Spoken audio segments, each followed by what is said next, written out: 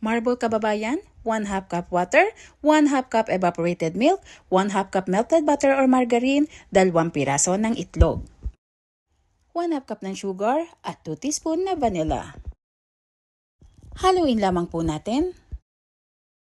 2 cups na all-purpose flour. Sabayan po ng paghalo habang inilalagay.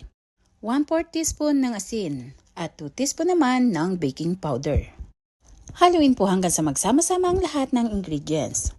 Mag-separate ng 3 teaspoon na butter. Lagyan natin ng 2 teaspoon na cocoa powder, 1 tablespoon na evaporated milk at haluin lamang pong mabuti. Lagyan ng lard ang muffin pan at ilagay na po yung butter. Lagyan natin kukonti na chocolate mixture. I-swirl lamang po gamit ang chopstick or knife.